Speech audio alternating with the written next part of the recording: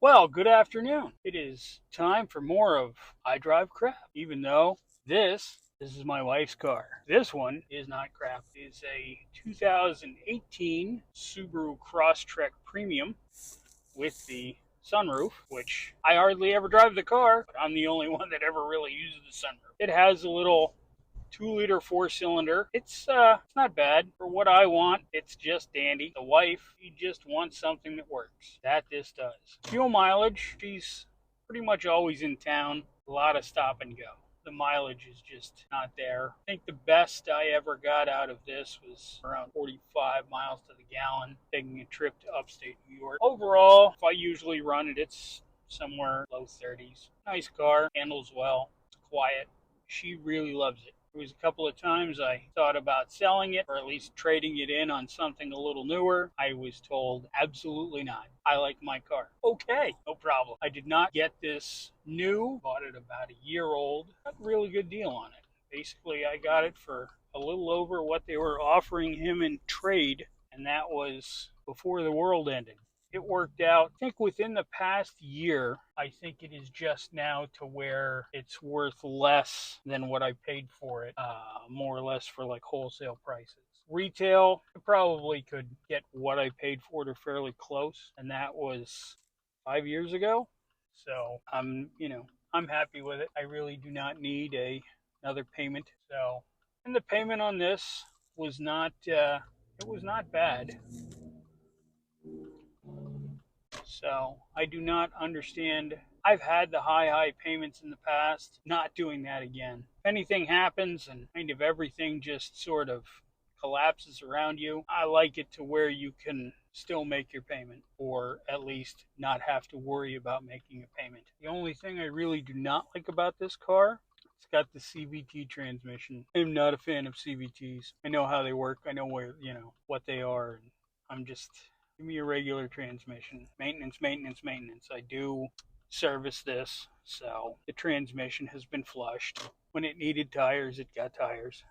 And the nice thing about the Subarus is if it's snowing, which it does here, this thing, I don't have to worry about her. This just digs in and goes. I always tell her if this gets stuck, she shouldn't have been out anyway. Sometimes you get caught out. It happens. With this, it would have to be very, very long that she got caught out before there would be a problem with this. I have always enjoyed Subarus and their all-wheel drive. I've had three Outbacks. I had a 1999, a 2000, and a 2001.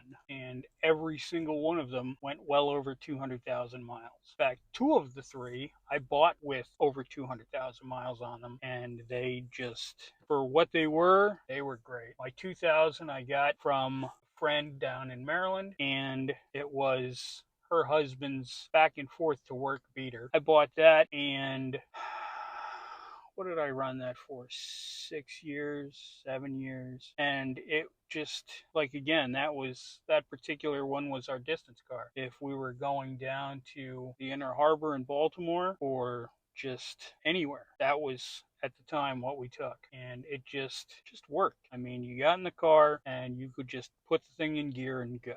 If it was snowing, didn't really matter. The car it went in the snow. It went better than my 1993 Ford Explorer. It went better than my Trailblazer Extended, which I don't even remember. I think that was like an '05 maybe. Had the inline six. It had issues, but that one was bought to help out a friend. So I ended up buying it from him, running it for a while, putting the maintenance up to date, and then basically selling it back to him. And I mean, I got my use out of it. It really didn't owe me anything. And my wife she did not enjoy the Trailblazer. She loves the Subarus, though. She's never cared about a car company, but she loves the Subarus. And she really, from this point on, doesn't really want or aspire to anything else. Subaru is pretty much it. This particular one, she likes the Crosstrek because, I mean, it's big enough. because it's a wagon and it's high enough that you can do things, and it's not going to break the bank maintenance wise. It's not going to break the bank fuel wise. It just is what it is. Like I said, she loves it, wants nothing more. I had her in one of the new Outbacks, does not like them. Just doesn't like the way she sits in it, doesn't like the huge infotainment screen, just not her. I had an Ascent as a loaner a few times, and let me tell you, I really like the Ascent, but do I like the Ascent double or more than double this? No, absolutely not. As much as I like the car, I like driving it, I don't see 40 plus $1,000 for an Ascent. And like I said, I have no interest in making the payments. Could I? Yes. Do I want to? No. Right now, I'm just waiting in line for gas, and I am going to go right now, and I will shoot a little bit of B-roll so you can see the outside of this fine, sweet vehicle. I will talk to you another day. Well, got gas, got out of the way, came over a little further in the parking lot, shoot a little bit of outside. This one is not crap. I enjoy it. My wife really enjoys it. I'm sure when it's on its last legs, I'll get to drive it much more often.